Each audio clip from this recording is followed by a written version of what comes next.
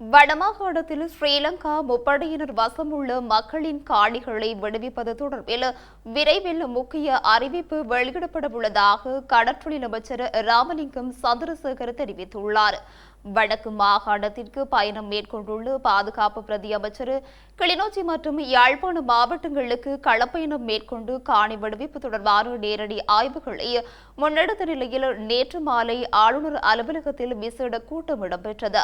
இந்த கூட்டத்தின் பின்னர் ஊடகங்களுக்கு கருத்து தெரிவிக்கும் போதே கடற்றொழில் அமைச்சர் ராமலிங்கம் சந்திரசேகர் இதனை தெரிவித்துள்ளார். இன்றைக்கு இடம்பெற்ற பேச்சுவார்த்தை என்பது மிகவும் ஆரோக்கியமான பேச்சுவார்த்தை.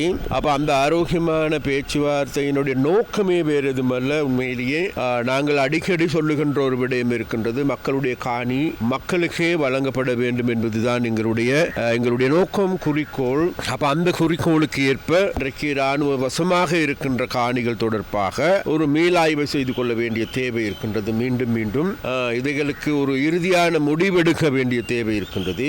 அந்த முடிவினை எடுப்பதற்கான ஒரு கள ஆய்வும் அதே போன்று அது சம்பந்தமான ஒரு கருத்தாடலுமே இன்றைக்கு இடம்பெற்றது. அந்த கருத்தாடல் மூலமாக நாங்கள் நினைக்கின்றோம், எதிர்வரும் நாட்களில் மக்களுக்கு தேவையான அத்தியாவசிய காணிகள் பெருவாரியாக விடுவிக்கப்படுவதற்கும், அதே போன்று மீதமுள்ள காணிகள் விடுவிக்கப்பட முடியுமா முடியாதா என்பது தொடர்பாக மக்களுக்கு சொல்வதற்கும், முடியுமாக இருந்தால் எவ்வாறு அவைகளை பெற்றுக் கொடுப்பது, முடியாது என்றால் எவ்வாறு அது முடியாது என்கின்ற காரணத்தை முன்வைப்பது, இது தொடர்பாக யாழ்ப்பாணத்தில் இருக்கின்ற காணிகள் தொடர்பாகவும், மன்னார் மாவட்டத்தில் இருக்கின்ற வவுனியாவில் இருக்கின்ற கிளிநொச்சியில் இருக்கின்ற முல்லைத்தீவில் இருக்கின்ற அனைத்து காணிகள் தொடர்பாகவும் இன்றைக்கு பேசப்பட்டது. இந்த ஆய்வு அறிக்கை அனைத்தையும் நாங்கள் அறிக்கையாக தயாரித்து எதிர்வரும் நாட்களிலே பாதுகாப்பு அமைச்சிடம் ஒப்படைப்பதற்கும், அதே போன்று எங்களுடைய ஜனாதிபதியிடம் ஒப்படைப்பதற்கும், ஜனாதிபதி ஊடாக இதற்கு ஒரு இறுதியான முடிவினை எடுப்பதற்கான ஒரு உரையாடலே இன்றைக்கு